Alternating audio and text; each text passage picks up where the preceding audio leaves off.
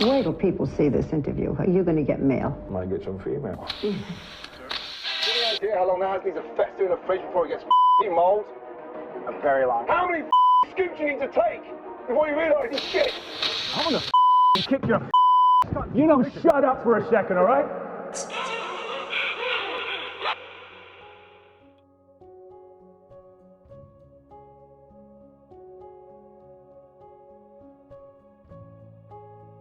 I, Wilhelm Reich, am sitting alone in the large room in the lower house. All people are gone.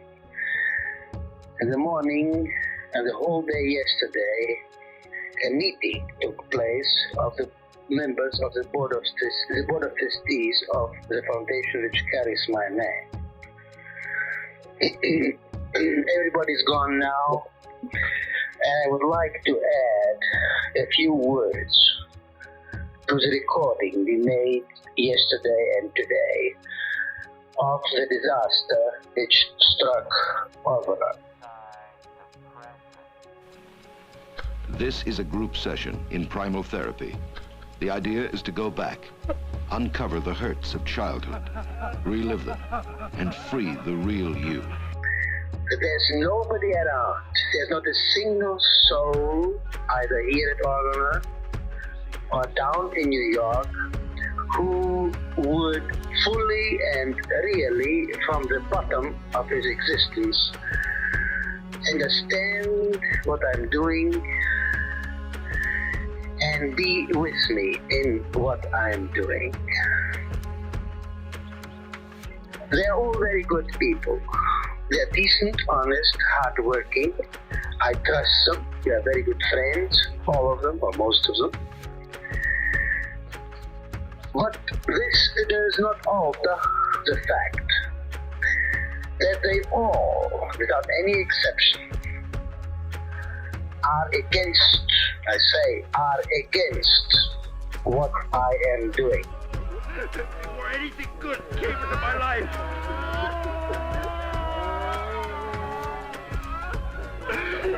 and Christian Science taught me it was my only mother and my only father that I ever had. And it taught me how to be honest. And it taught me that there was truth. And it taught me to look into myself. And it brought me here. I wasn't anxious about any particular thing. I was just anxious, physically anxious. The mail would come, and I would be scared about what was in it. Every single one of them spikes me, interferes with my effort, crosses it out, blots out, flattens out. There's one thing or another thing, whatever it may be, to diminish my effort, to diminish the effects of my effort, to blot out the sharpness and acuity of my thoughts, to reduce to rubble and nothing, or nothingness. The repressed anger that's in him. These feelings and emotions are actually physically held within the body. Getting out the fear and the crying gives me a sense of relief, but getting that rage out, that bloody murder, is absolutely delicious.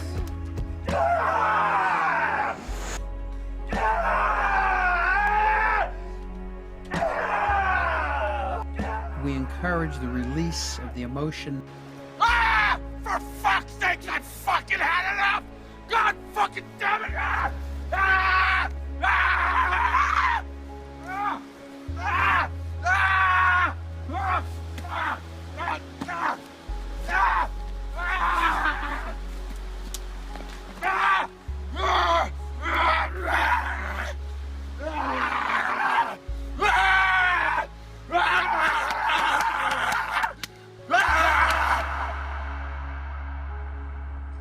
But the people are retarded.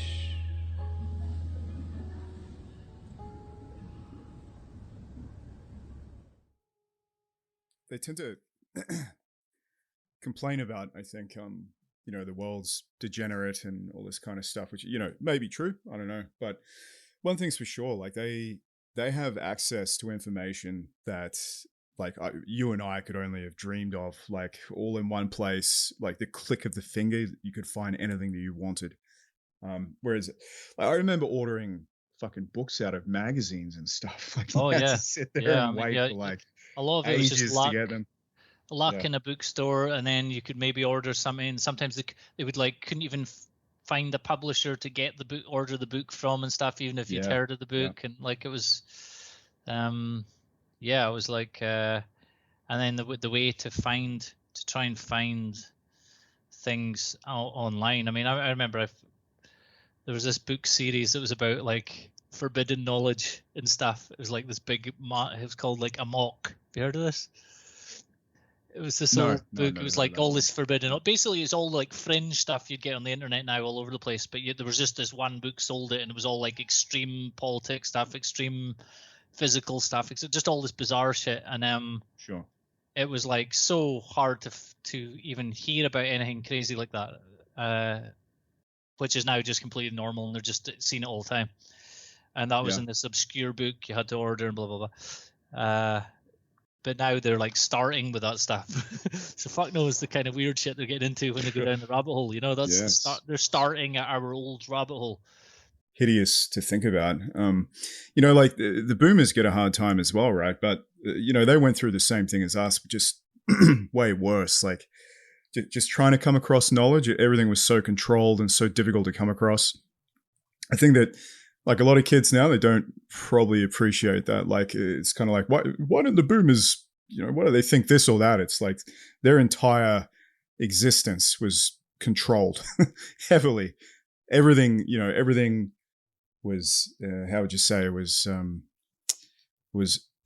deliberately diverted into their consciousness. And, you know, I think we take it for granted today that like we have access to all this stuff, which has good and bad sides, don't get me wrong. But if you know how to manage it, I think it's far and away superior, particularly for people like us who are interested in the things we are.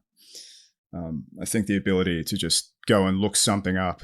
The Eastern stuff, to compare it to Western stuff, and you know, be able to find like science papers and all that online when you're not a scientist and shit like that. It's amazing.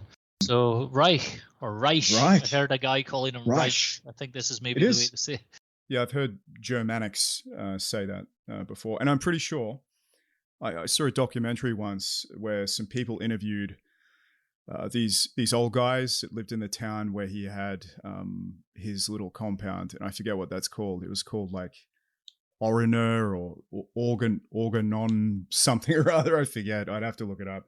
But in the township, which I think is in Maine somewhere, pretty sure it was Maine, they went and interviewed like a lot of the local people, including like shopkeepers, the hairdresser that gave him his insane haircut, which he was very... You know, he reminds me of David Lynch a lot. I always think of him and David Lynch. Yeah, you get that like he's got Lynch vibes. So putting together a video for this episode, like I've just got a picture here and I'm kind of tampering with it. But yeah, his crazy hair is just like sticking right up. But yeah, they referenced him as Dr. Reich, so I suspect that's how he referred to himself. But yeah, subject tonight is Wilhelm Reich.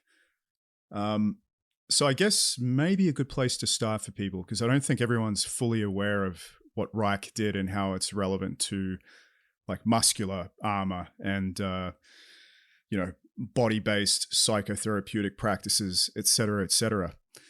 So maybe like it would be a good idea to just go through a little bit about Dr. Reich, some of his history, maybe some of the kooky stuff that he believed, and just maybe give people a bit of a background about this guy, because it is important, I think, to understand that. And where this notion of the muscular armor came from, and why he came up with it, and the place that he was coming from to contextualize this concept.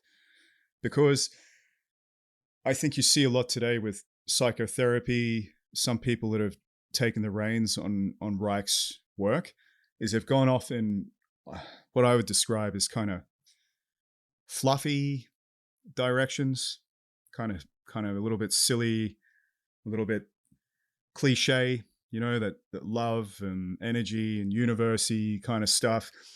Or I've actually got Orgonite here with me at the moment, in memory of Dr. Reich. So I've got it here on my desk. Obviously you can't see that because I don't have a camera, but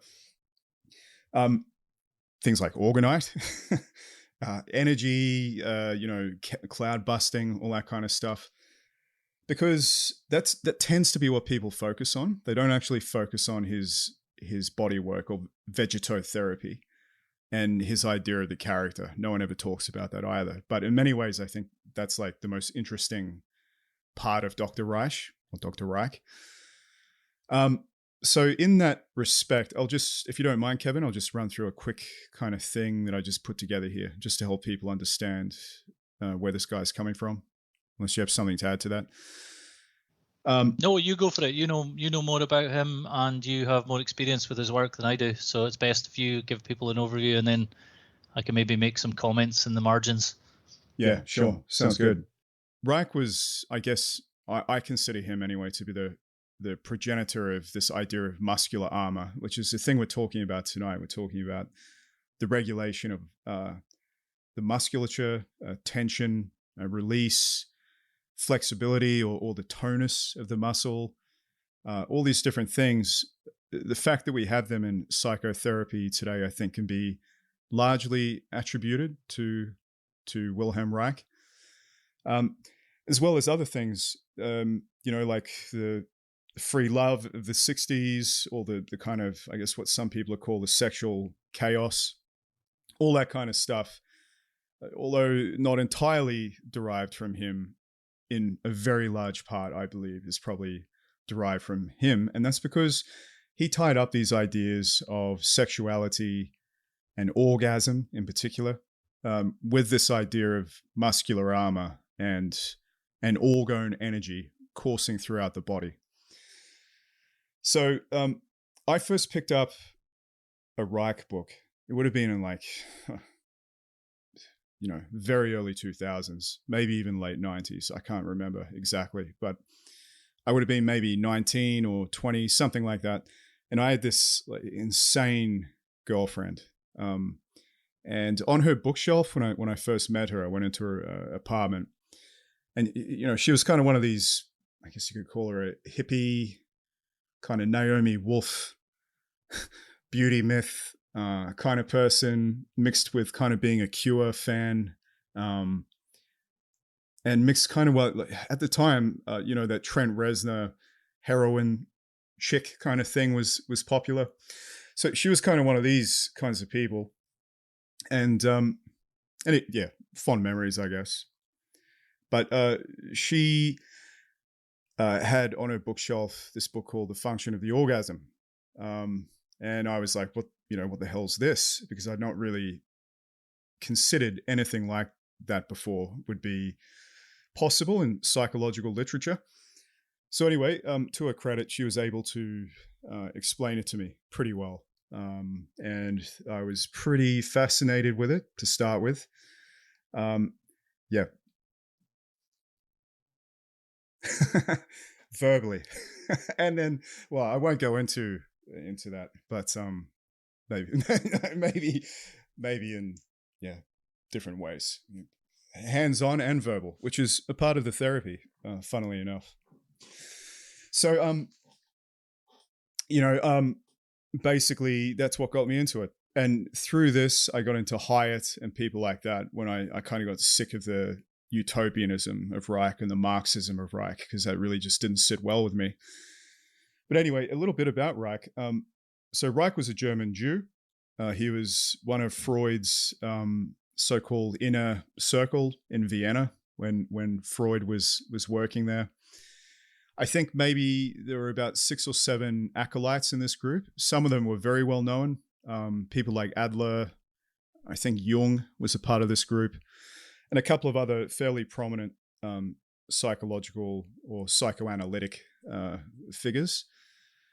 And it was in this little group that Reich actually did pretty well for himself, and he became director of Freud's outpatient clinic.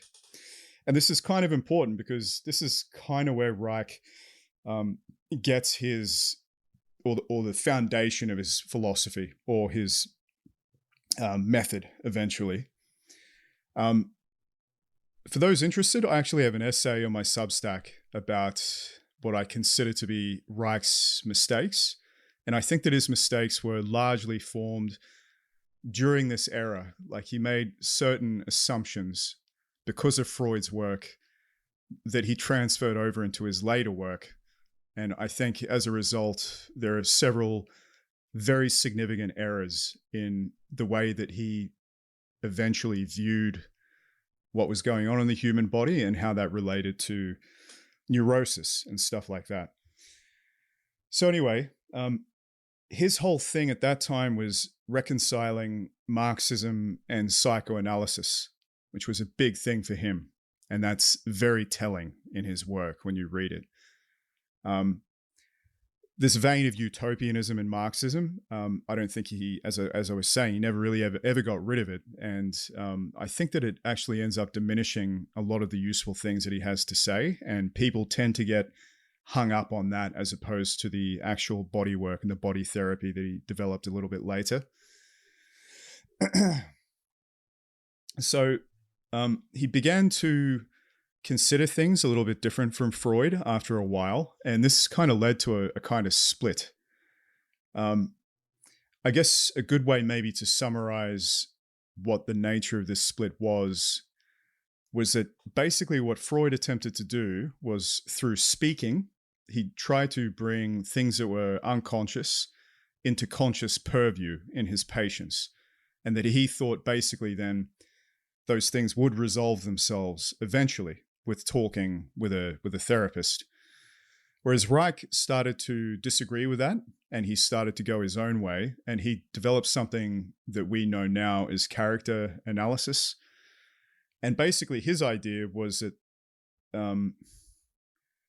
the muscular armor and psychic energy, they are the things that bound up energy within the organism. And then as a result, that's where neurotic behaviors come from. So it's the only way to attack that is actually through looking at the physiology of the patient, which is something at that time I think was fairly radical, because if you look at people like Jung and Freud, they were almost entirely concerned with, speaking, theorizing. I guess in Jung's case, he was a bit more mystical. So dreams, dream analysis, stuff like that. So having said that, it wasn't a total split. So he still saw himself as furthering Freud's work. And I think that when Freud rejected his notions of including the body and looking at the body, he was actually pretty pissed about it, pretty disappointed, and they ended up falling out as a result, which is interesting.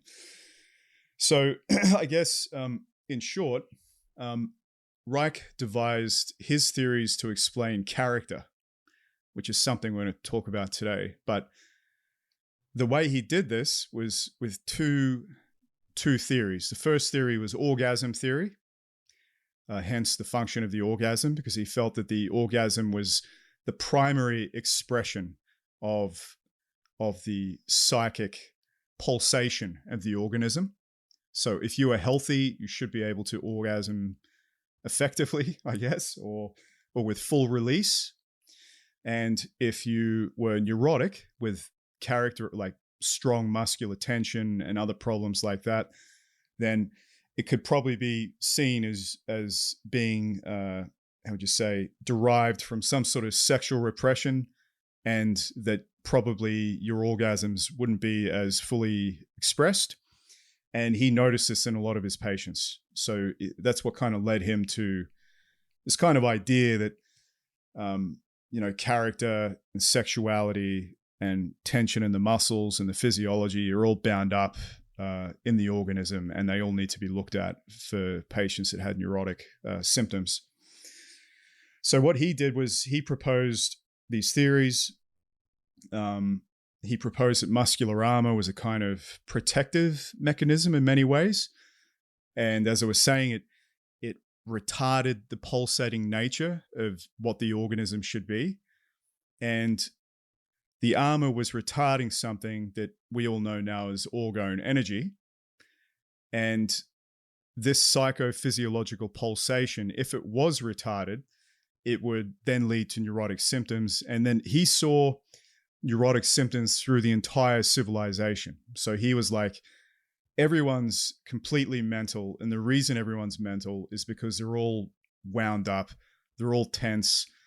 Their character is all bound up in their muscular armor. They can't express love or sexuality properly as a result. And that's where all the world's ills are derived from. It's all because of these features of our civilization.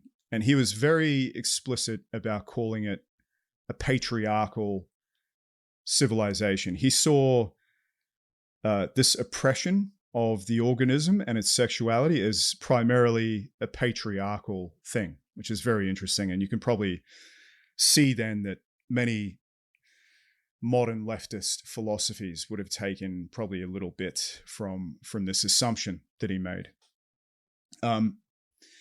So just to finish off, I guess, just before World War II broke out, Reich moved to America because I guess he was a Jew and you wouldn't want to stick around Germany, probably. And he started a lab there where he really started to get full blown into this orgone stuff, and he kind of really went off the rails at this point. And as I was saying, I've got a couple of orgonite things here that I actually tested, and they didn't work, so it was not money well spent. But a lot of people in esoteric circles on Twitter, I guess you call them, those esoteric people, they do threads on cloud busting and orgone accumulators and all this kind of out there stuff. That's where he started to develop this kind of thing, was in the United States. And he even went to the point where just kind of before his death, he went mental and he basically started writing books about how UFOs were consistently visiting Earth, and that they were, how would you say, they were malevolent aliens and they were trying to do bad stuff to us. And that he was basically saying that the psychic plague that I described before, that was as a result of the patriarchal oppression of biological impulses, that was actually because of aliens. So he kind of lost it towards the end of his life. Plus the cloud busting stuff. I mean, I don't want to get into that. I'm not sure if it works or not. It doesn't really seem like it does to me. Orgone accumulators, maybe they work. I've never tried one. I've actually wanted to try one, but I've just never had the time or money or space to be bothered. But it's interesting that towards the end of his life, he really started to get paranoid and start to lose his mind. And one of the interesting things is that you've got to wonder is like, how much of Reich's work did Reich do on himself? Because towards the end of his life, I'm reading these books and these stories, and I'm like, it really sounds like this guy is having some severely paranoid delusions. And maybe he wasn't. Maybe he could be right about everything for all I know, but it just doesn't read that way. There's several interviews with him that become increasingly paranoid, where he refers to people that are working with him as being against him and stuff like that. Anyway, long story short, he starts to go, batshit insane. And then the FBI take an interest in him selling the orgone accumulators for cancer and stuff like that, which of course is one of the things that he claimed orgone could fix, is cancer. And he fell out with the authorities, and in the end, they confiscated all this stuff, took him to court, put him in prison, where he eventually died of a heart attack. Which is pretty terrible that they did that to him. It's unforgivable. But nevertheless, I do think that when we look at Reich, we need to kind of separate out the various things that he was into. So we need to separate out the UFO stuff, the orgone stuff. We need to be a little bit careful with that. Cloud busting, orgonite, all these different things. His his quite clearly Marxist interpretation of the world, we need to be a little bit careful of as well, because he really did push a kind of utopianism.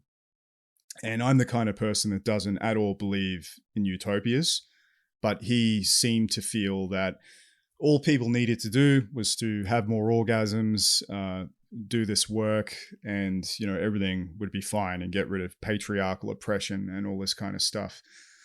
So, you know, he was a reductionist, he was a utopianist, and he did go crazy.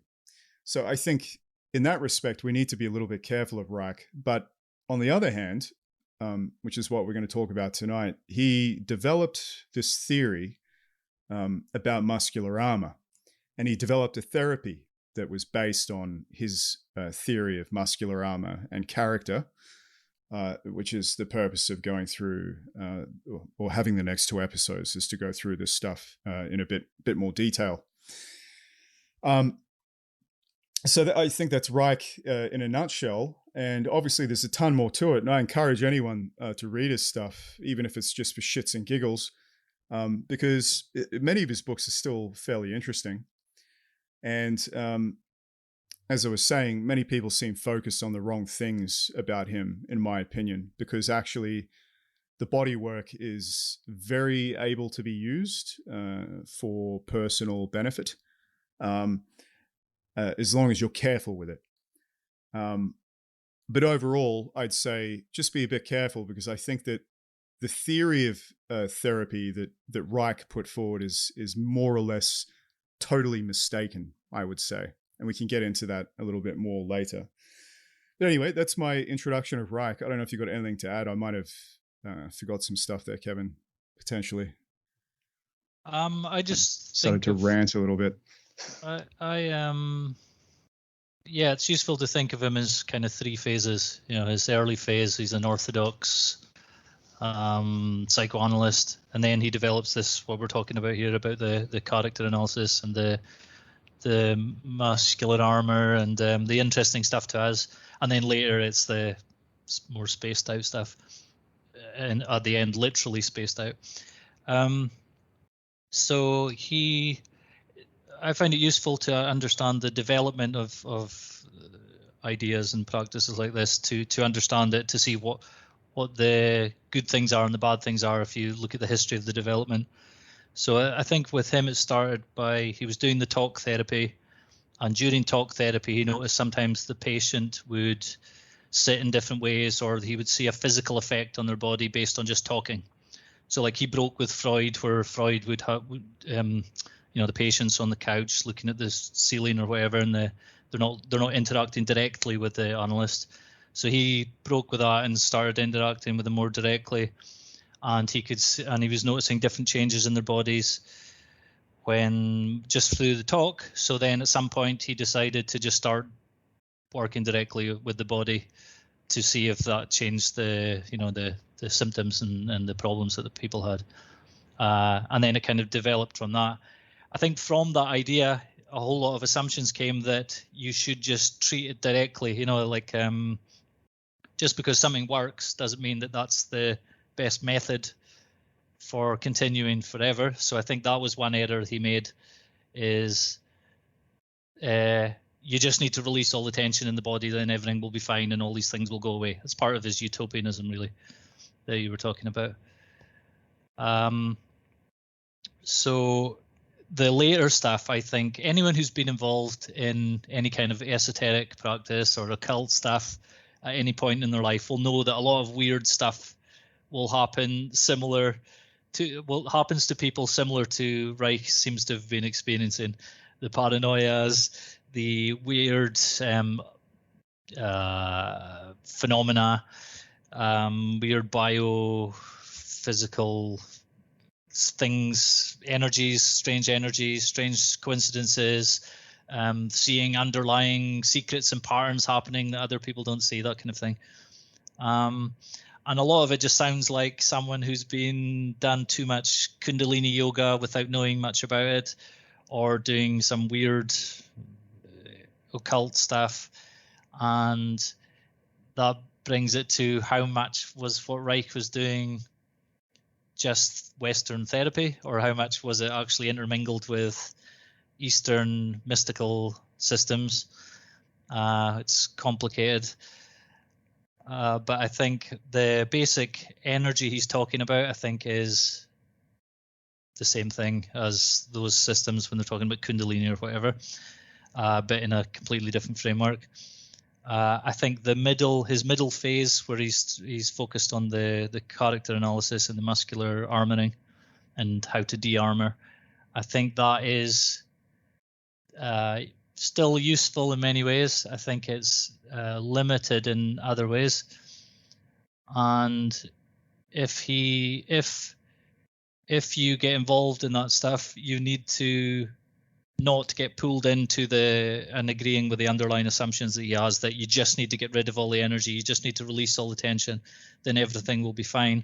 Because what comes with that is throw away the mind, throw away the intellect, stop thinking, just let the body happen by itself, and utopia will come. And then if it's that for the person, then people just become a zealot for it, and then think everyone else needs to just release all the tension and do all the sex impulses they have, just give over to all of it, have no self-control in that sense, just let it all happen, then we'll be in a perfect world. So if you look at things that are happening today, a lot of the crazy stuff, especially the crazy sexual stuff, is a consequence of Reich's ideas. But I don't think he would have been down with most of it. I think he would have thought a lot of the stuff that's going on just now is just examples of severe armoring and severe character problems that people are out of touch with themselves and need to get even more in touch with themselves. So you mentioned like the political stuff. So there's something for people to love or hate in Reich, whether they're left or right, actually. So like on the right, there's this kind of vitalist right. See a lot of stuff in Reich they like. The traditionalist right don't like him because of this sexual politics. On the left, the old left probably think all this sex stuff is a distraction from the real economic causes that should be focused on. And then the kind of woke left sees it as a kind of lever to prize apart the social structures and the patriarchy and all that stuff. So he can be used in different ways. So like you're saying, you have to be very careful with which ideas you take. There's some technical things I think are mistaken as well that we can talk about later. But some of the underlying ideas are great, and some of his, like on a personal level, I admire his courage, because everybody was after him. Like he was getting thrown out of the Freudian societies for being too Marxist, getting thrown out of the Marxist societies for being too Freudian, getting chased by the fascists, getting in and out, just everywhere he went. Then the American government, the medical establishment, sound familiar? So everyone was after him, and he just kept going with his own thing, even if I don't agree with where it all went. But he's an interesting guy to read about, and I like some of his style in his books where he's talking in a sort of historical way of the development of the ideas, and then a problem appears and then he tries to solve the problem, that kind of thing. I think that's a really useful way for learning about things, that a lot of scientists wouldn't really do that. They're trying to give the completed fixed theory, it's all solved now, and they try to skip all that stuff. But for us now, going back, understanding the development and the pendulum swinging too far one way then back the other way, it's useful for us to apply to now, and it stops you getting fixated and drawn into the evangelical psychoanalysis, which a lot of them have, where this will somehow be fixed and fix the world if people just stop being sexually depressed and just like release their muscle tension stuff. It doesn't work long term. That there's the problem is, though, that it's pleasurable a lot. This kind of thing is pleasurable to people, so they'll keep doing it. Doesn't mean it's good for individuals, and it doesn't mean it's good for people as a whole. Well said. I think that there was some derivatives of Reich you were just talking about then. it feels good. And of course, you have stuff like primal therapy, primal scream therapy, like what's a rebirthing experience therapy? How you pretend that you're being born again because that's traumatic or whatever it is. And one of the major problems I see with Reich's therapy is, or outlook, because I don't increasingly, I know they consider it a therapy, but I just have more and more trouble classifying it in that way. But he was very much focused on the release of emotion and that kind of model of repression. So the model of everything's bound up and it has to be released to get rid of it, which I think is a kind of naive, given what we know now, understanding of how things are working. But it did lead to a lot of like really quite bizarre practices in the 70s. And I'm sure people have seen all those pictures of people writhing around on the ground and screaming and going crazy. Much of which I put in the introduction for this video, in the video introduction, because it's hilarious. But a lot of these ideas continue on to this day. And a lot of therapists still do this. They still feel that these emotions have to be expressed all the time or brought up, or probably, I always wondered, are the emotions even legitimate, or are they just things that people are just imagining themselves into for the pleasure of having that ecstatic experience or release?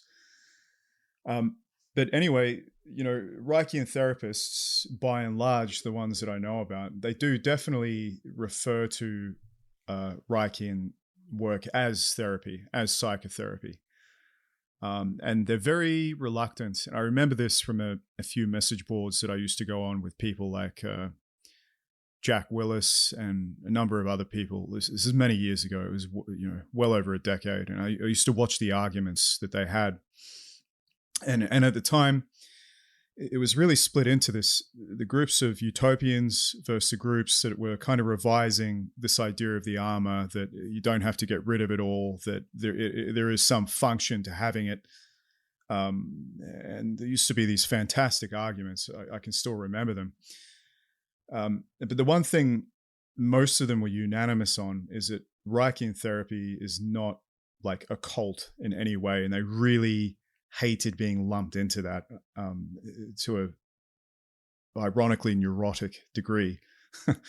And I do remember several significant arguments breaking out about that. And I think a lot of people have a misconception about Reich because of his cloud busting and,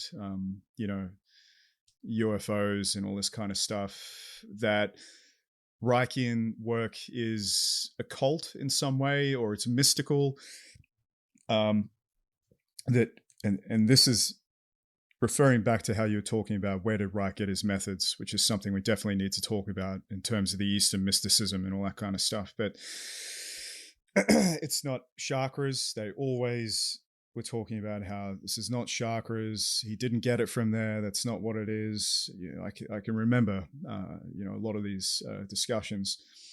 But for the purpose of Reichian therapy, I do tend to agree with him that it is better to approach it as a psychotherapeutic process. And it's a process where you work on the body in a methodical way. And an interesting question while I was looking into this a little bit deeper, and I don't know if you have any opinions on this, but there's very little on what Reich taught, as far as I can tell. Like, I've not come across a lot of stuff other than his students and people that worked with him. Like, there's very little that I can find about, like, this is a method I tried, this is what I did. So I often wonder the inheritance we have of this body work and the various exercises and all this kind of stuff, we just have that from students, effectively, various lineages of students that all went off into their own, often peculiar ways and did their own thing with it.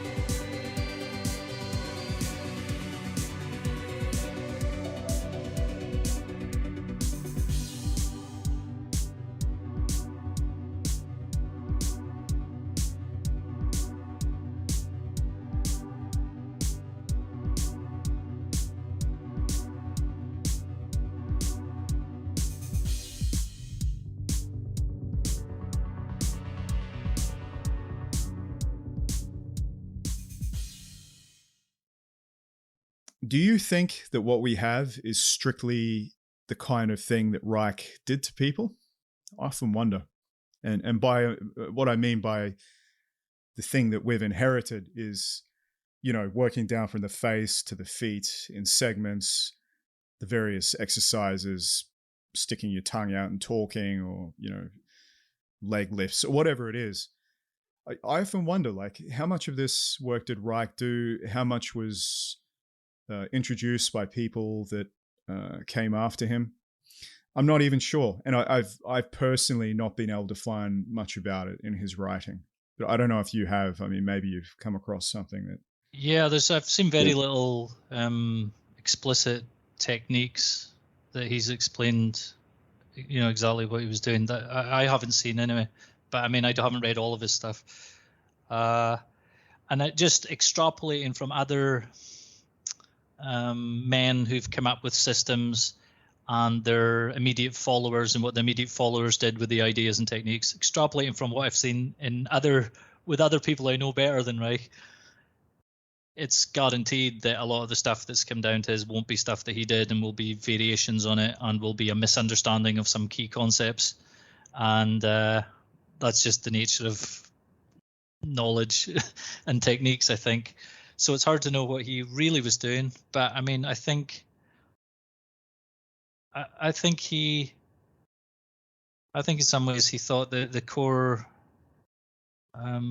his core ideas were what mattered, and then it was all of the science was connected to this core ideas anyway. So the techniques, the specific things were just a function of that you would do. Anything that helped them release and expand rather than tighten up and contract was good, and anything else was bad. I think that's way too simplified. I think he identifying it with everything being sex, I think, is a mistake also.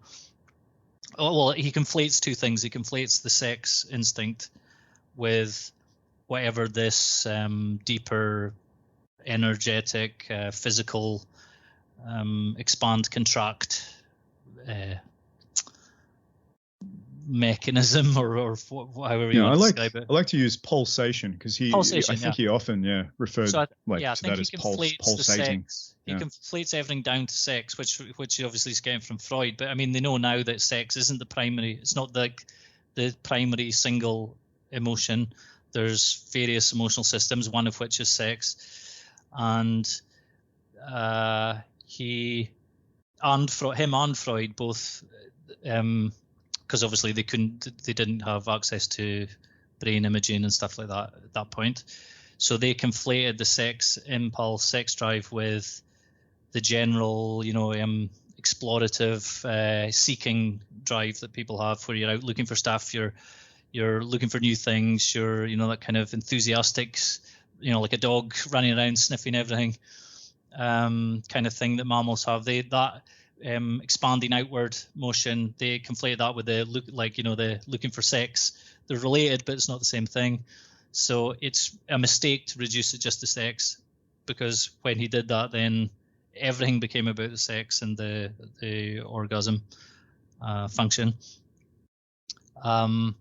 So that maybe we should actually talk about that, the structure of the reflex, because that kind of colors his whole view of society as well, because there's the four stages of the tension, charge, discharge, relaxation, and his ideas, if people aren't going through that all four stages in the correct way, then it creates tightness and all sorts of problems later, which there is definitely true in certain ways. But I think to just think that everything, that you just need to get that right and everything will be fine, I think is just utopian.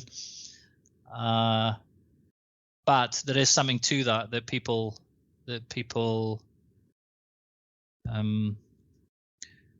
well, what I mean is he identified that with the universe as trying to do that, and then kind of humans have come along, and because of society structures or whatever, in his opinion, we're kind of stopping this natural pulsation. I think there is this kind of natural pulsation, but again, it's just for me anyway, it became too simplified into just this simple sex versus anxiety, sex expanding versus anxiety contracting kind of idea, which has a lot of truth and is a good metaphor. But again, when you take a metaphor, when you have a kind of, I do think Reich's basic idea of this is a mystical intuition he had, and then but as a doctor and those things, making it into a therapy. But I think that kind of in a mystical intuition about how the world works, so this expand contract at such a deep level, and I think everything was aimed at that metaphor, but it's a metaphor. So useful things will come from unpacking all the things in the metaphor and all this other. You'll generate lots of insights doing that, but you'll also make a few errors if the metaphor is not exactly based on reality, or you simplify things too much by okay, cool, well, people are tight and tense, so you just need to release the tension, and when they release the tension, it feels good. When they're less uptight, they want to have sex more, therefore it's all good, you just need to release the tension. So I know in a technical sense this isn't true for posture, so that's what I've been working on. You can't just release most people are rigid in certain muscles, certain parts of the body, armoring, as Reich would call it, for definite. So if you go by Reich, you would just think, oh well, cool, you just need to release the tensions and then everything will be fine. But it doesn't work like that, because your posture isn't based on releasing tension. There has to be certain appropriate tension. Certain body parts need to be moving away from one another antagonistically. If they're not doing that, you need to do that you need to deliberately do that, in order to stretch the elastic structures in between. Like if you're going to pull an elastic band, you need an antagonistic force, the two hands going away from one another. Or to load a spring, you need to be pulled at both ends. When you try and pull something at both ends in your body, of his body parts, you're going to feel tension when you do that. It's going to feel wrong when you first do it. If you go by Reich's method, you would never create that, because you'll just avoid it, because that's tension to be released immediately. So one of the errors I see with the treating it like the segments, the head to toe segments, like that horizontal segments, is when a person's standing upright and they're vertical, they work as a vertical whole, not as segments like a worm.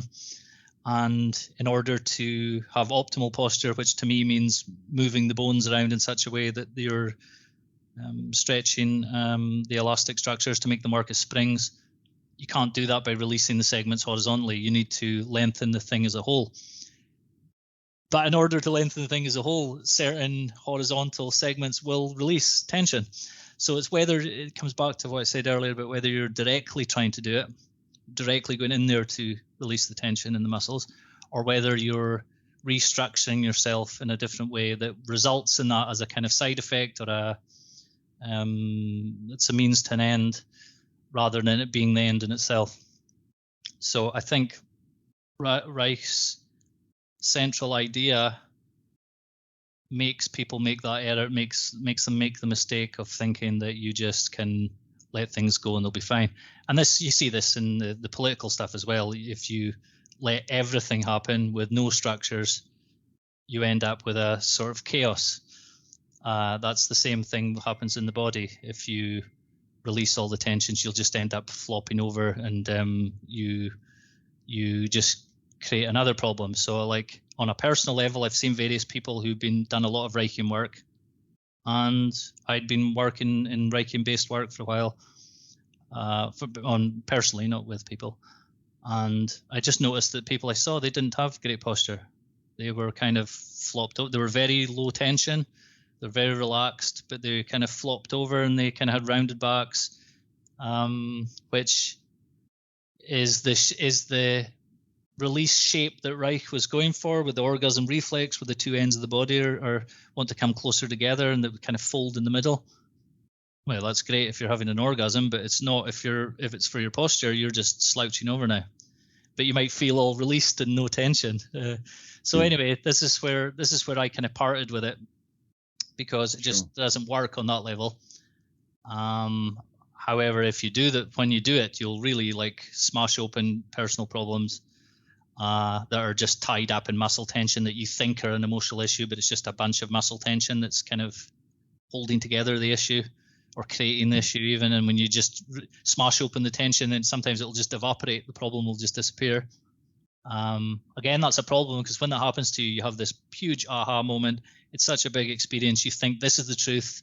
You become obsessed about this thing, and then you just want to do more of it. And then, but later it's kind of diminishing returns. You don't doesn't really affect you as much later, but you're still obsessed with this big experience you had one time. So people will spend years arguing over which is the best thing, but maybe it was useful to you at one point, but it isn't later. Yeah.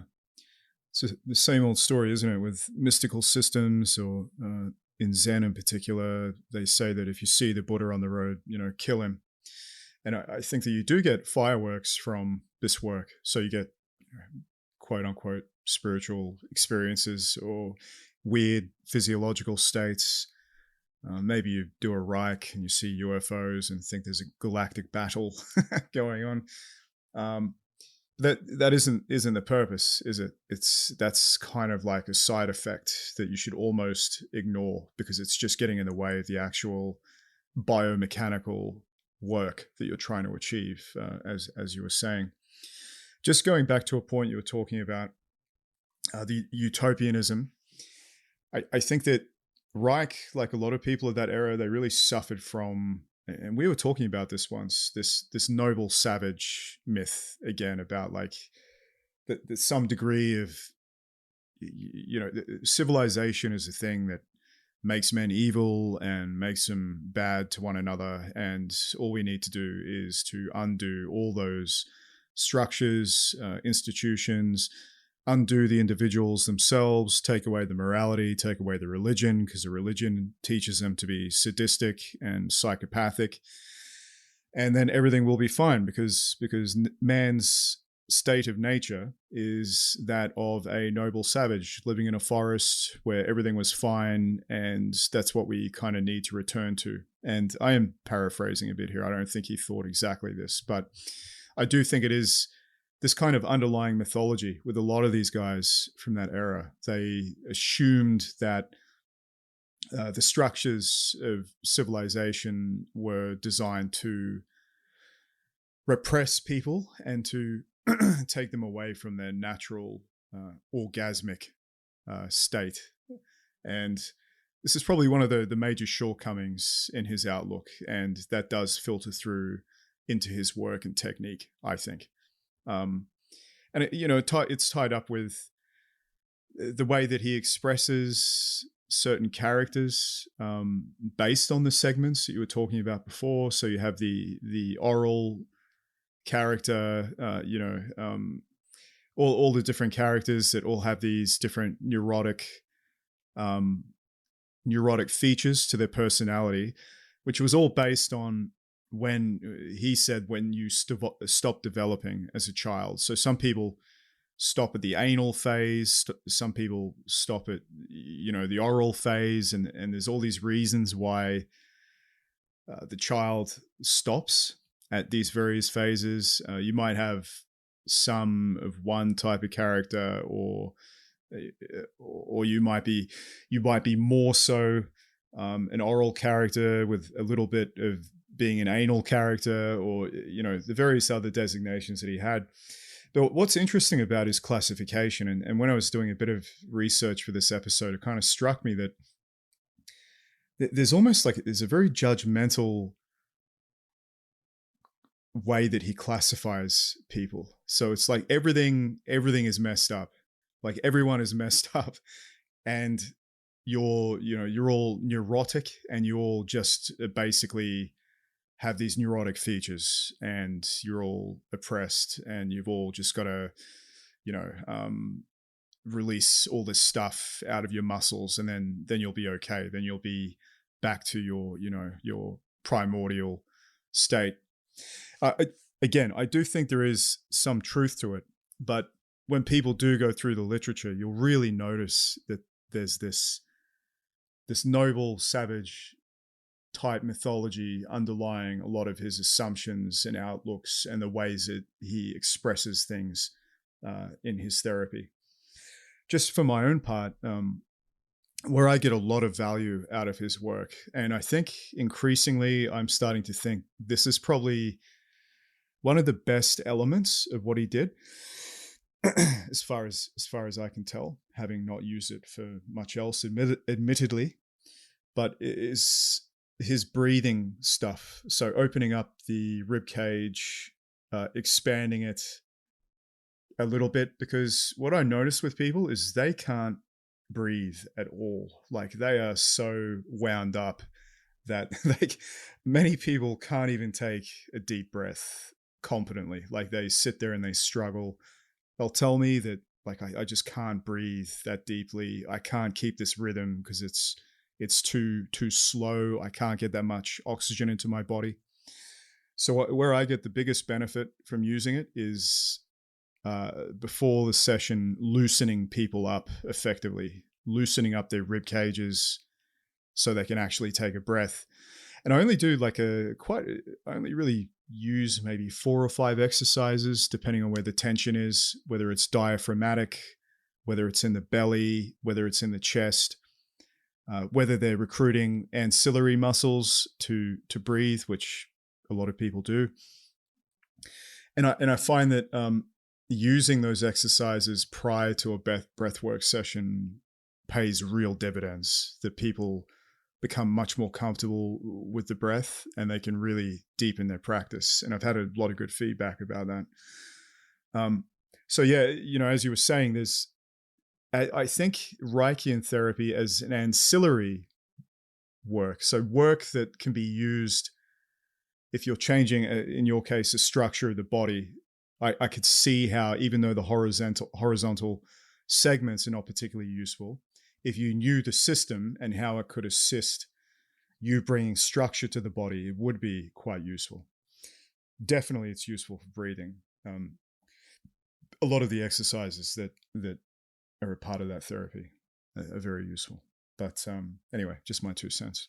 So another thing that's a lot of what I know from Reich, I first heard of Reich from Robert Anton Wilson's books, not by a crazy girl, his bookshelf, but by Robert Anton Wilson, and then through Christopher Hyatt's stuff, and then Hyatt's later work. In one of the, I think it's a Radical Undoing booklet, he talks about him and Israel Regardie were doing the Reich work, and they were creating what he was calling brain orgasms. So I've actually had these happen, so I know what he's talking about. They're indistinguishable from a mystical experience, but I wasn't coming at it from the angle of all this mystical symbolism, so I didn't go down that route. It was a very physiological experience to me, but it's like flashing white lights and all that stuff. And so that's real. So that was that's the biggest thing I got from it. I haven't been doing that work recently in order to induce them, but I understand why they called it brain orgasm, because that's what it really does seem like in your brain as opposed to other parts of your body. And you could, all sorts of emotional benefits came from that as well. It's kind of just flashed away a whole bunch of dramas and issues I had at the time. But again, I found myself once that was happening, this is years ago, 2014, 15, and I spent years, I got caught up in the same problems I've been talking about here, of because it felt good, I got obsessed with it and I was chasing the feelings. I was trying to recreate the experiences, and it took me years to realize that actually it was the work I'd been doing on restructuring myself biomechanically, that these were related happy side effects of that. But they only work indirectly. If you try and go for them directly, you create other problems and you get obsessed with the feelings. You actually start getting some of the problems that Reich seems to have had later in his life, where your psychological problems, because you're focusing directly on the muscle tension, you're focusing directly on the experience of it, you're focusing directly on looking for pleasure, because Reich's thing is based on pleasure, expansion, sex, good, unpleasure, contraction, anxiety bad. So by that definition, if it feels good to you, you should do more of that. If it feels bad to you, you should stop doing that. Well, everyone knows that in life you have to do things that don't feel good to you, but are good for you longer term. So this is like basic self-discipline idea. Everyone knows this. So you need to come to some kind of understanding for yourself of what is appropriate tension and inappropriate tension. The Reich's methods are great for releasing a lot of inappropriate tension, but not the trick, but the danger is that will pull you into just looking for more of that same feelings that you had at that time, and then you just end up treating the symptom. You're just trying to get rid of tension. So like, to go back to the posture and structure to explain, my understanding of the tension problem is different now. I used to just think the person hadn't dealt with their emotions, so they got tense in their muscles, and now they were kept rigid tension, physically tense now, which made it even harder to release the emotions, and then they end up in the mess, and now they look for therapy or mystical systems or whatever to fix it. So what I did was what I see a lot of people do now is you immediately look for practices that help you release the tension. You find something, no matter what, if you're a hypertense person with rigid muscles, and you do any kind of practice that brings the tension into awareness and releases it a little bit, you will be like totally overwhelmed by this because you were unconscious of all the tightness before, and then you'll just keep going down that route. You need more and more and more to release to improve yourself. So that's like natural. Yeah, you would be naturally pulled into doing that. However, the muscle tension is a symptom. It's not the cause. What's the symptom? So Reich would say it's the emotional plague and patriarchy and people not having sex properly and stuff like that. But I've found that a lot of the muscle tension problems are just based on the structure of your skeleton, where the bony parts are relative to one another. If you change the position of the bony parts in your sort of general structure when you're sitting and standing, walking, the muscle tension will fix itself indirectly. It has to, because you've forced new positions of the bones. So some of your muscles are too tense, other muscles are too flaccid, too loose. If you try and directly release one muscle, you're not really dealing with the overall problem of the position of the bones. You're just adding a new, misused, wrongly shaped muscle to the situation, but it happened to feel a bit better, so you stick with it. So you just run around treating all the symptoms. These create side effects. Your body's a complex system. You create some emotional side effects as well as the physical side effects. So then you try and treat them. Then you're doing another therapy for this. You're doing another practice for that. And it's just like the guys with the economists. They change one thing and then it has this side effect over here, and then they try and fix this thing, and then they run over here and put money over here to fix this thing. And some places should just be left alone. It would be better. Other places need a strict structure. So, I'm making an analogy here between the social structure and the physical structure, which I think Reich is right to do, where he relates the two things to one another. What people are doing with their mind and body is relevant and plays out in what's happening between all the minds and all the bodies in the group. So basically, I like Reich because he's makes me think about these things, and I always having to struggle with him. And I'm not a believer in him, but I'm also not I'm not a hater. I just find myself grappling with it all the time because he picks up on a lot of the key problems and describes them well, but I just don't think the concepts behind it are true anymore, although they seemed true to me when I very first read them. The experience you described with the brain orgasm, so that happened to me a couple of times. It happened to me when I was going mental with this work, the Hyatt work in China. Actually, I was traveling in China at the time. And it's funny, I had the same symptoms. So I had flashes of white light when I was walking down the street. which was kind of funny because I think it was a couple of months before that, I'd read a book on Chinese medicine where they were saying that like a lot of the features of Kundalini, which is probably maybe what this kind of experience is, maybe, are actually pathological. So I had this in my mind, and I started going, oh shit, maybe I should slow down a bit because I don't think this should be happening. It didn't feel bad or anything. It was just very, very intense, very mysterious. And yeah, afterwards I kind of, I'd say I felt good, like, but I was confused at the same time, and it just didn't help that I was in the middle of the street walking with some friends in a foreign country. It wasn't probably the best place to have that experience. But you had quite a few of them. I had those kind of things for years, and all the the other weird stuff that comes with it. So what did you notice with the character? Did your character change afterwards? Like what outcome did you have when you had the first time? Well, I need to distinguish between the flashes and the weird stuff and the actual like full blown brain orgasm. Oceanic thing. It was just like pure white light, disappeared into the light, reappeared, that kind of thing, which I since read later is a thing in, the Buddhists talk about this too as well in meditation things. So for years I'd been building up the tension. So like to bring it back to Reich, I'd been building the charge, the tension and charge for years. And it is a problematic if you don't discharge it. So like you said about the delusions, like it's the Kundalini stuff is a problem. It is if you don't discharge it. So it wasn't until I had the full white light experience. This sounds mental to people, I understand. I really mean this in a descriptive way of what happened. I'm not adding any meanings to it. I'm just describing the physiology and the experience.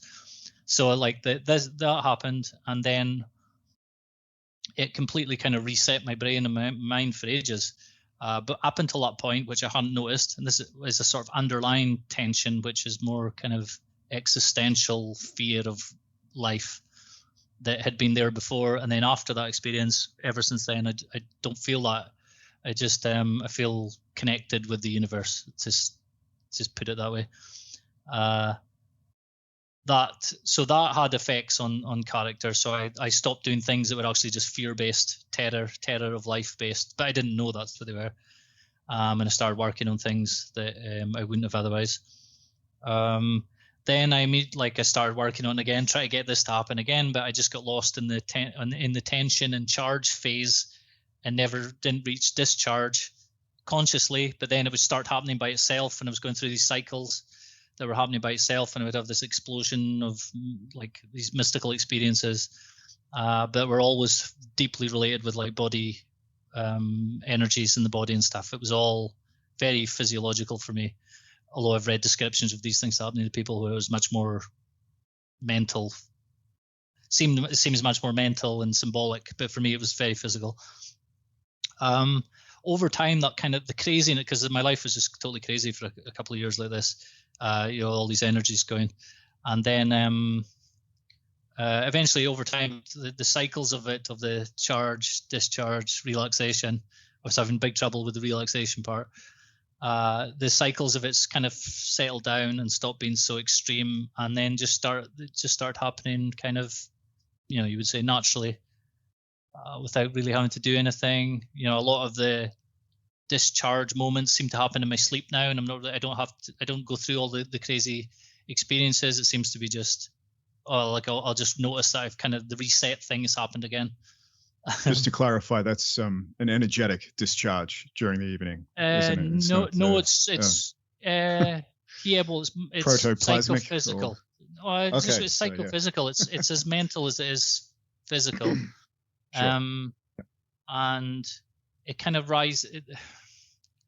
it kind of like basically it settled down, and then it kind of was just happening by itself. It just seemed to now become a kind of function of like a physiological thing that's happening to me. But as this was all happening, to go back to your question about the character change, I could just notice things about me were changing. I wasn't interested or drawn towards certain stuff. just things that just happen by themselves. I just stopped drinking mostly.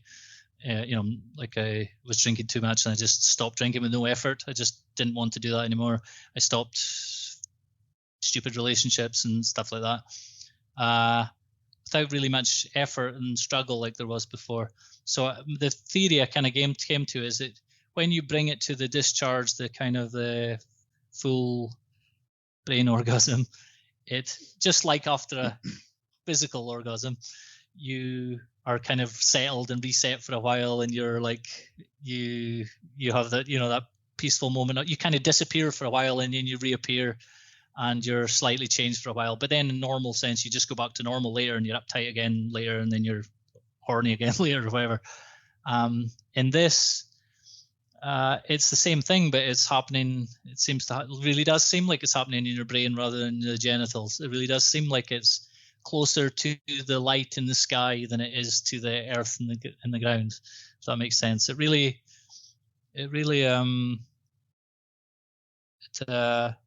that changed me in a slow kind of way, without having to do any of the talk therapy stuff, or without having to do that. A lot of it just burned away. It was very weird. A lot of just general things being tense about just went away. I didn't even think about it again. Some things seemed to go away and then reappeared later. But a lot of it just went away, and I kind of forget what it was like before then until I'm talking about it, and I have to think.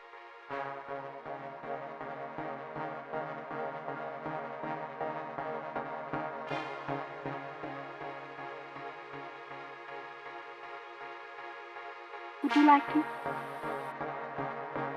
Leads to the petrified forest.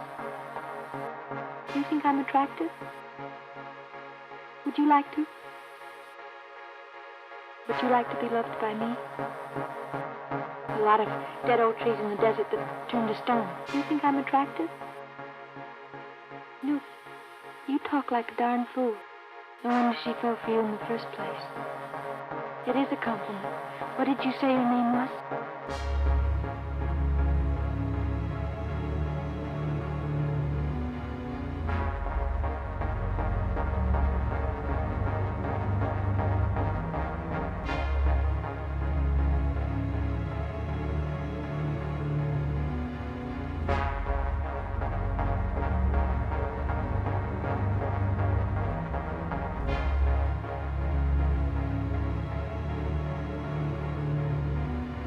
Would you like to?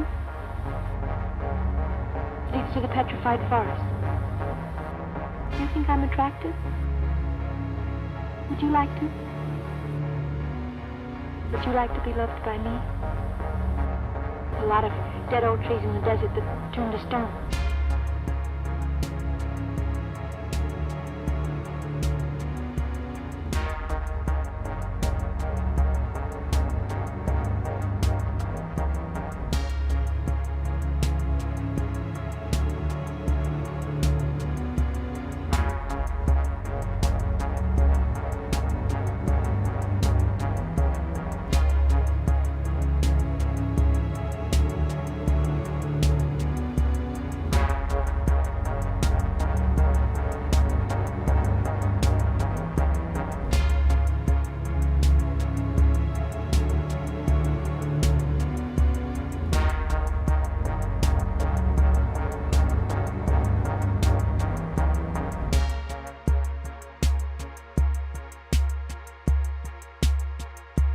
Would you like to?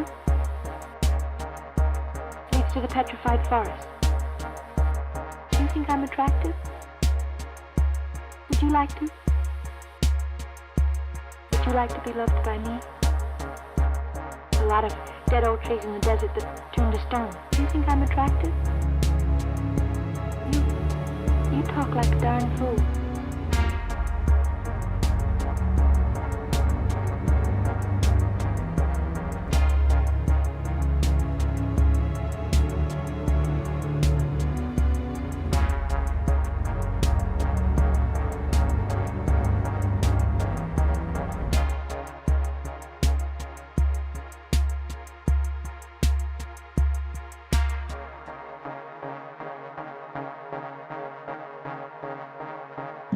Interesting. I guess it might be worth So in a sense, you could say that from a Reichian point of view, that work or that experience, those peak experiences, did seem to have some impact on what Reich would call the character or your character. the big full experiences when they came to the discharge climax.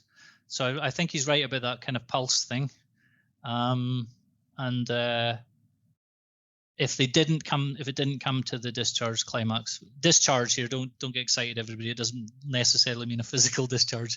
It's just like the discharge of the energy, the psycho-physical energy, because it's mental and emotional as much as physical. When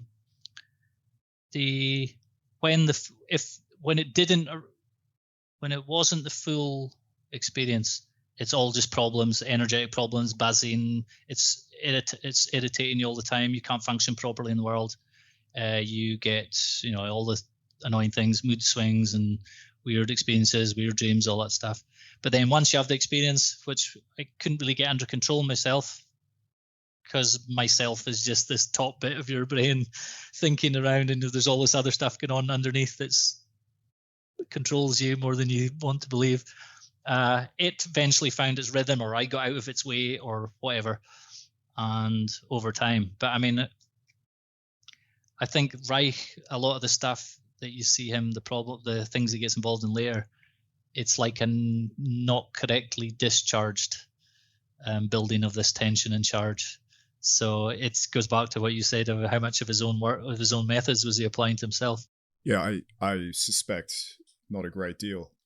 I do think he seemed to have a little bit of a messiah complex, and that seemed to get progressively worse through his life, I think. So yeah, you have to question, how much did he do, or maybe he did too much. And he started to make inferences about those experiences that perhaps he shouldn't have. But yeah, well, I guess we'll never know. Just on character though. So it sounds to me like because my approach, I think, was much more gradual. I kind of didn't do the Hyatt stuff so much. I went to another one of Rigardi's students and had a bit of correspondence with him. And his idea, this is Jack Willis, his idea was that things should be very slow. And if you get those kinds of experiences, he actually says to just stop and don't do it for a while. That's interesting, because Hyatt took the opposite approach, of course, right? That was, the fireworks were the thing that he was promising to some degree, as well as character change and all the other stuff that comes along with it. But he didn't shy away from those experiences. They were definitely a part of his framework. And that's kind of interesting, because Willis and Hyatt were both students of Rigardi, and they both seemed to take it in radically different ways. I always felt like Hyatt, obviously being of a more mystical persuasion, obviously that's the way he took it, where Willis seemed to me to be more of a hardcore kind of, like, he considered himself like, I'm a Reichian therapist, this is what I do. And his whole idea was, because it's character change, it can only happen very slowly. So you have to do everything slowly. And as soon as you start getting, I guess, full-on mystical stuff, you should probably stop, because it may be an indication that you're going too fast. But that's, yeah.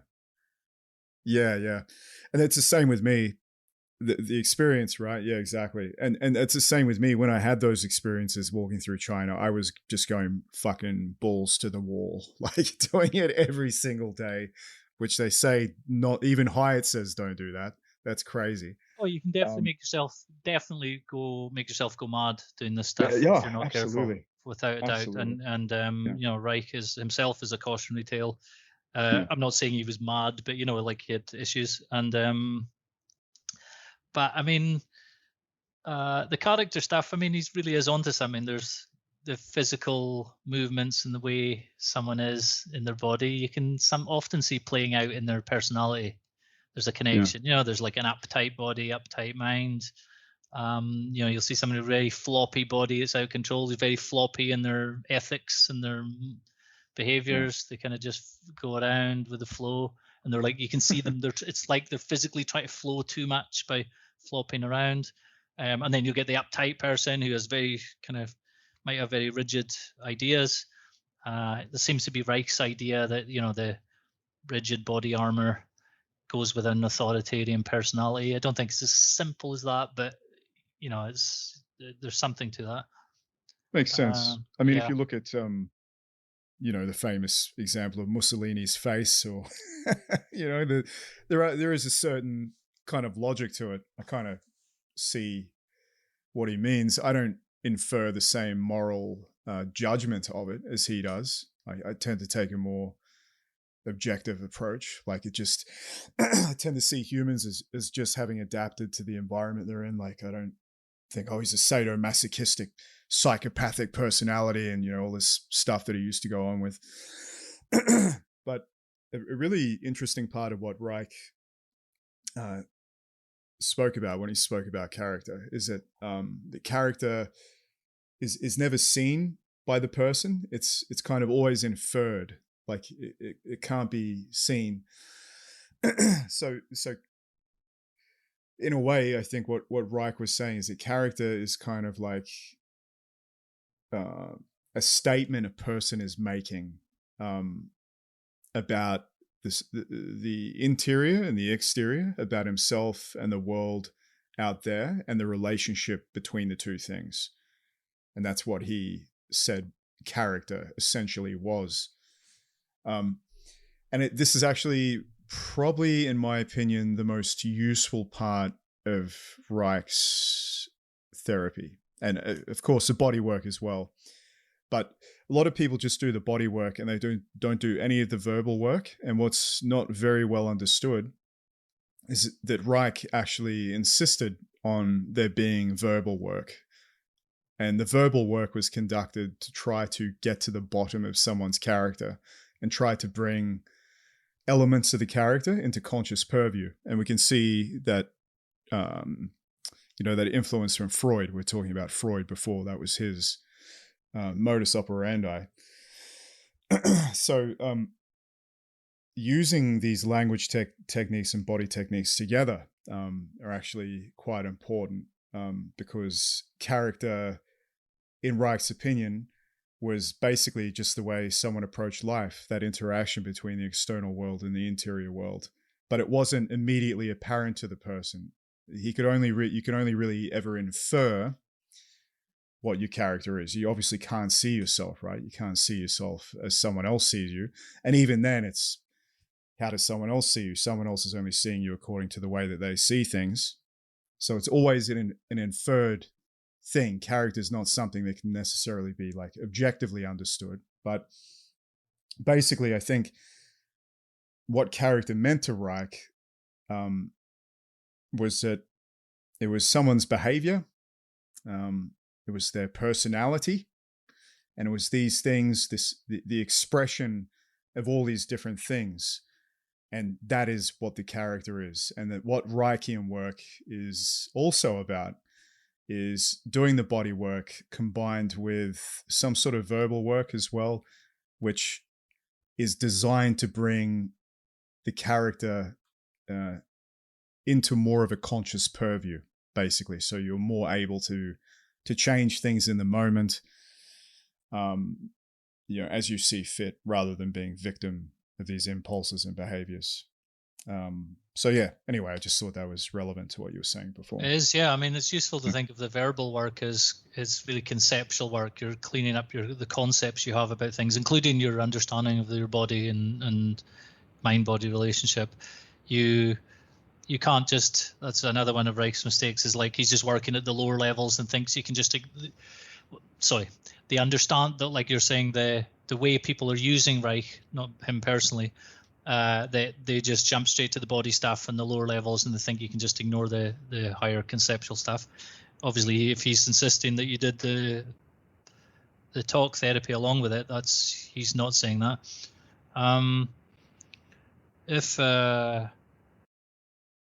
Jack Willis makes a good point in his book where he says that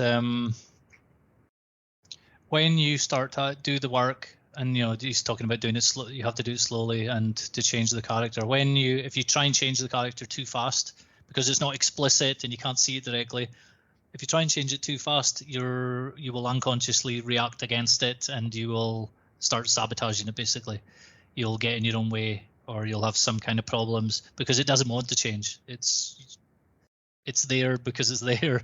The quote higher self is trying to change quote lower self, but it doesn't mean it's just going to go along with it. So that's one of the reasons why he's saying you have to go slow.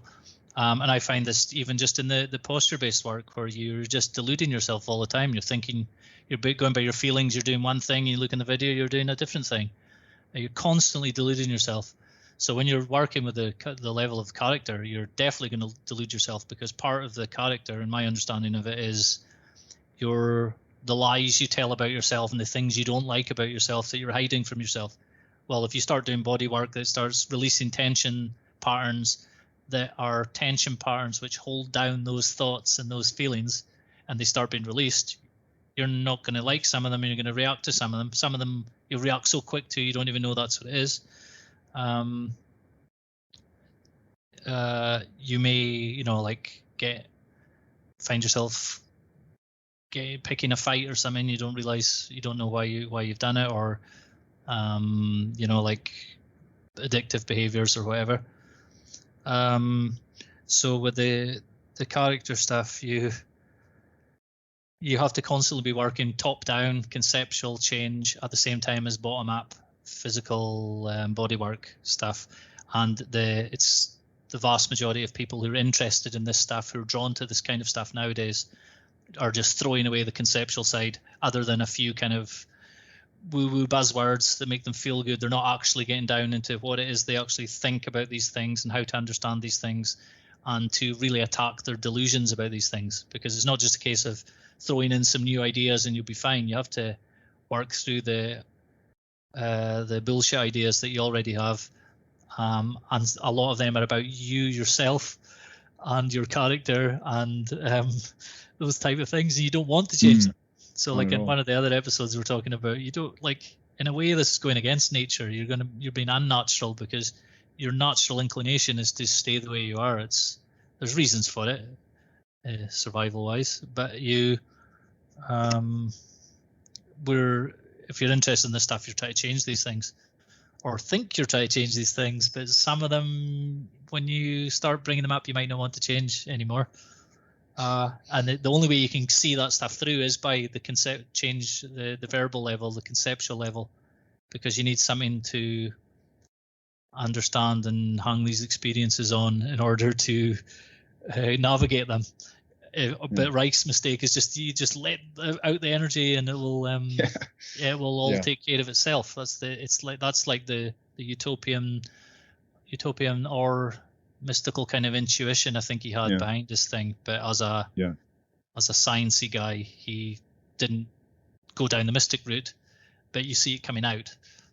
Yeah, and we'll discuss that next week, because that's fruitful discussion, is talking about, he was very much against mysticism, and he saw mysticism as a feature of that process of biological pulsation having been subverted, and he was very much against mysticism, despite the fact. Well, I mean, a lot of people, mysticism is a symptom of this stuff. For definite. But I mean, as I said, by doing this stuff, I had what would be mystical experience, an experience. But it really was different to me than the way other people describe it, and I recognize it in more and more places now, because I had this totally different context I was arriving to it with, and now have a different take on it than other people would have. If you've been if you've been Jungian and all the symbols and all that stuff, you would understand it in a totally different way, and it would be like archetypes and all this other stuff. For me, it was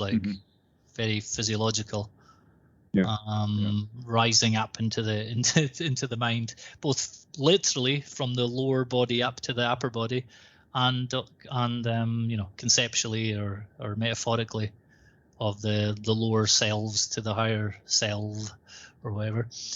And then after that, that's like the whole like psychophysical thing I talk about. It's completely comes from these kind of experiences where the two mind bodies, just whatever I thought of mind and body, just got mashed together and just one thing now, pulsing. Yeah, interesting. But I'm still full of unnecessary tensions and all those things, and get overexcitable in certain situations and all this type of thing. It's not like, maybe if you do the stuff long enough, you have this perfect flow of the pulse of the tension, charge, discharge, relaxation. I mean, I don't have that, and I certainly didn't have it when I was going through the experiences earlier. Much more explosive. It was like I always thought about those, like if you see a garden hose pipe with the water rushing out of it and somebody drops it and it's flipping around all over the place, the water spraying everywhere. That's what it was like for me. And then with the posture stuff and the focusing on the vertical body rather than the horizontal body, it kind of disciplined all that, and then now it begins to flow straight. It began to flow more integrated and straight for me rather than not erratic all over the place. And I experienced the bodily symptoms went away with that, and the emotional and social symptoms also went away with that. Some of them still got weird stuff. But yes, I mean, it's just complicated. It's hard to know what's character. It's really hard to know when you're kidding yourself on. And you almost need someone, I feel, to someone who is skillful in analyzing character to go through that part. I think doing it on yourself is almost probably a fruitless endeavor, to be honest. Yeah, I think it's impossible, except for very few rare people. I think like you have to get it from someone else somewhere else at some point. You can work on yourself after, but you need something, because you just can't see it, and you won't see it. You like whatever your bad, the main central idea of yourself that's dysfunctional that everyone has. You can't see that by definition, almost. You will think it's anything else other than this thing. And in fact, the main issue you have probably is, you probably think it's your best thing. You probably think that this like you have a spin on it that makes it great. I won't talk about my one here. I've talked about myself enough in this one, but we could maybe talk another time. But you really will cringe when it's shown to you or explained to you or revealed to you by some other person or some situation. And that's how you've kind of found a thing in your character that needs changed. Yeah, that was my experience. I did some work with one of Hyatt's students not all that long ago. It was probably only 3 years ago, I think. And I'd done a lot of this stuff. I'd done a lot of Zen meditation. I've done a lot of Reichian work over many, many years. I thought I had a pretty good idea of myself. Just from life experience, you like to think you've learned about yourself, right? Like, aside from the work that you do. And we went through this process together. And he's very, very skillful at this. And I went through this process of writing effectively an autobiography, which is something that Hyatt spoke about doing a lot. I went through this big process, did it over a couple of days, wrote way too many words looking back, way too many, which is interesting. Anyway, so he took it away and he said, probably don't read this before you go to work. Make sure you got like a day off or something like that where you can take it easy before you read it. And, that was for good reason, because he absolutely eviscerated everything that I thought was true and real. And, I don't think I've ever read anything that impactful in my entire life. And, I'd missed all this stuff. I'd missed it all. And, if you can't have that experience by yourself, you really need someone who's gone through a lot of this stuff and has even that particular skill of being able to take a hammer to your character. You know, and it is for a good reason. Just quickly on that, he's not doing it to torture you or anything. It's sometimes you need to be harsh and you need to just be very forthright with someone, because that's a kind of thing that shocks you out of that just place that you're in. And it's actually very important. Anyway, sorry to interrupt. It's just no, I was interrupting. Yeah, and the person doesn't need to be like a perfected human being in order to do this. So some people, it just needs to be someone else, and they have to have done some kind of work on themselves in order to see enough of you for you at that stage. You know, it's like you'll know if they're onto something because you're going to be annoyed by it, but also intrigued by it, but also pleased by it, annoyed by it, avoid it. But something will niggle you and you can't let it go. You can't just dismiss it as this person's just trying to hate on me, or this person's there'll be something that keeps pulling you back to it. It's weird. That's how you know they're kind of onto something, because you still can't really see it yet, and they're saying it to you. And then again, these are concepts. This is conceptual change here. Oh, so that's the way this person sees me. And then you're going about your business and you notice you're now acting out the patterns related to that way of seeing yourself. And you're like, oh, I'm doing the thing now that he saw me do, that I didn't really know that I did it like this. Or you start recognizing patterns.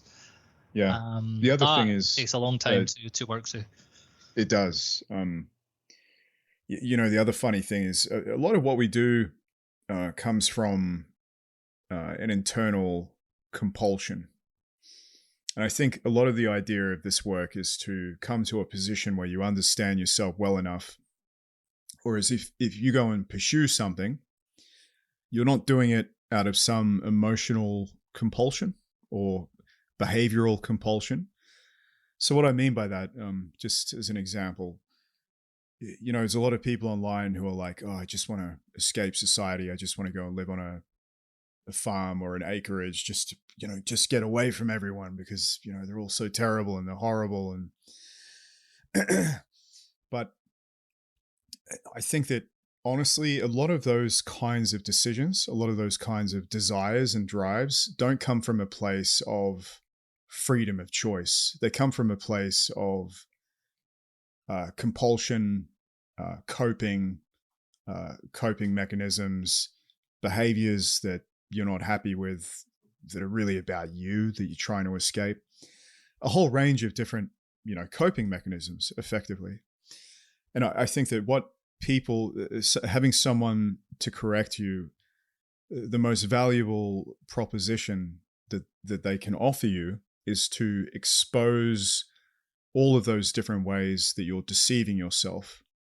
So you may well want to go and live on a farm at some point, but you can approach it from a place where you're not like, well, I have to fucking do that because if I don't do that, I'm going to die. You can approach it from a place of like, wow, I'm really curious about living on a farm. I wonder what that would be like. I'd love to go and learn about agriculture or, you know, whatever it is.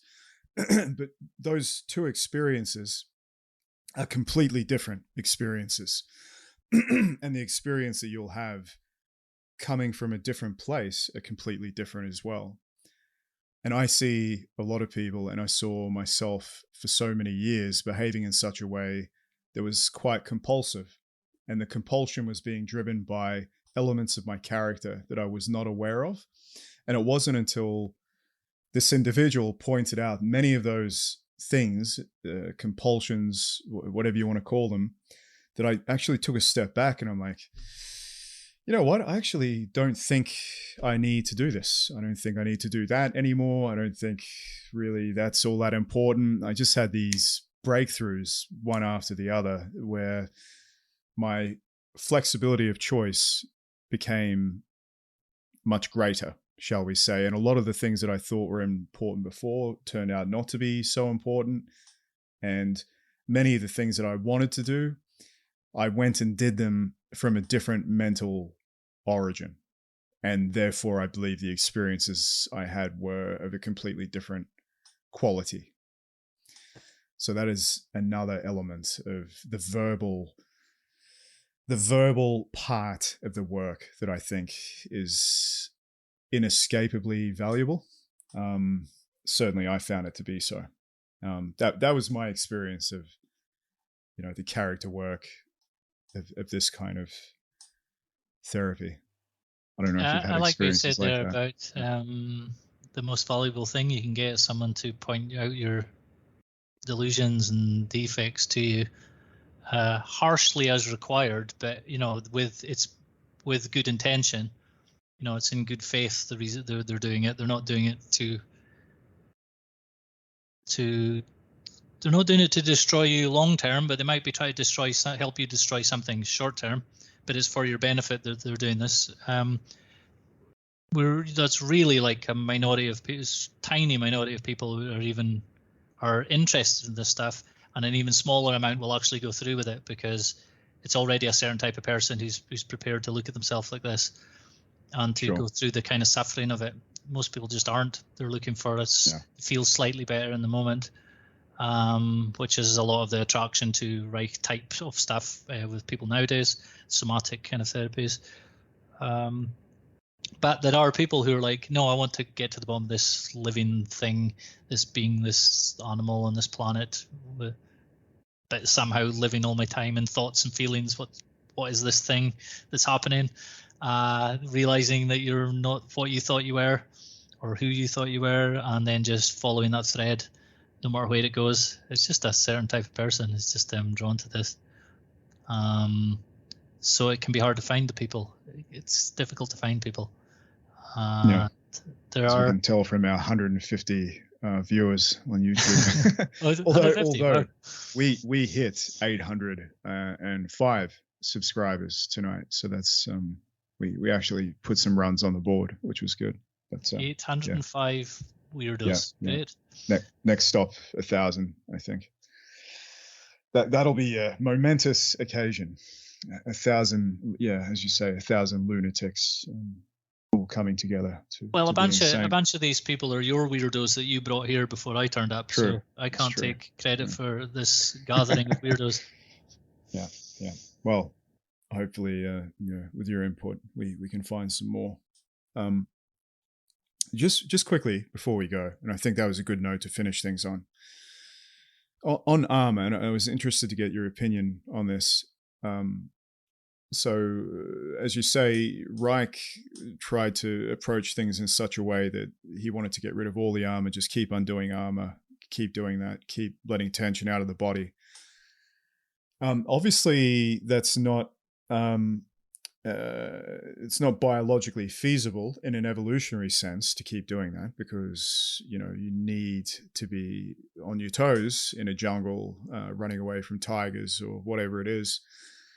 So I've been fascinated with this idea, and I think this is where you are going to come in. This balance between how much armor do you need, where do you need it, what is the optimal way to have it in terms of your flexibility to act in the environment. And you've obviously found a lot of stuff out doing this posture work. Do you have any ideas on that? Like, do you want to get rid of most of it? Are there certain parts of the body that need to be looser than others? I'd love to get your thoughts on that. And maybe we can do that next episode. It doesn't have to be this time. If you just maybe want to give us a general overview. Yeah, I think I would, because obviously armoring is a concept of Reich's. So like, in my view, I would classify armor as unnecessary tension or undue tension.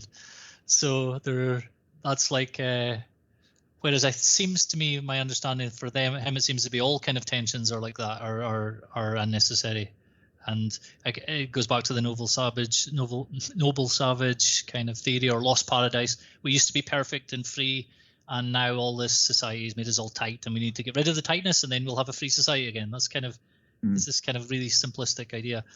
But yeah, you obviously need a certain amount of tension to run from an animal. You need, just to give like a concrete example. So if you think about Reich, I think it's Reich's phrase about the dead pelvis. I don't know, is that from Reich or was one of his followers? Well, pelvis is So like his method is to do various tension and release exercises to release the tension in the pelvis, and then the more tension you get rid of, the better it will be. But if you look at the pelvis, if you look at someone's side on, pelvis can be in very different positions for somebody. It can be rotated very far forward, or it can be rotated quite far back. If you're slouching, the top of your pelvis will be rotated back, so you've got a bent out back, lower back. If you're standing up straight like Sergeant Major thrusting out your chest, you'll see you have a curved in lower back, and your pelvis will be tilting forward at the top. So people can release a bunch of tension in the muscles around that area, and then when they stand up, the pelvis will still be in the same relative position as it was before. It's not like they haven't really changed the structure of it. So the where it is in space, how far rotated it is or not rotated, and I have a method and a model for where it should be. It's too complex to say without images. But the muscles around that will have to adjust. So some muscles will get too tight based on the position of the bony part pelvis. The bone, the large bone is in a certain angle. So the muscles around that, some will have to get tighter in order to accommodate this new position, and some will have to get looser in order to accommodate a new position. So which one should be tighter and looser depends on the position of the pelvis. But then the position of the pelvis depends on the position of the rib cage, relative positions of the arms, legs, feet, everything. So where your head is, where your feet are. So you need a kind of plan for the overall structure in order to know where things should be tight or should be tense or not tense. What it means in practice is you ignore the tension. For me anyway now is just ignore the tensions. You're just aiming to do movements of parts and then trying to get them into a certain organization, and you're just deciding in advance you're going to do them regardless of how it feels. Sometimes you feel a lot, sometimes you feel nothing, sometimes you feel the first time but not later. Sometimes it feels pleasant, sometimes unpleasant. You just ignore all that and you just go by doing the movement and check on the video and work against the emotions. So I find it useful not to actually think about tension directly and instead to think about tension as instead just think it in the context of movements, if that makes sense. No, it does. Yeah.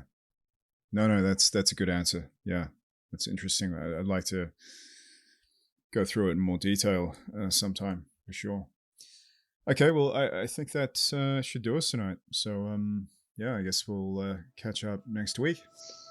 Okay, thank you, Alex.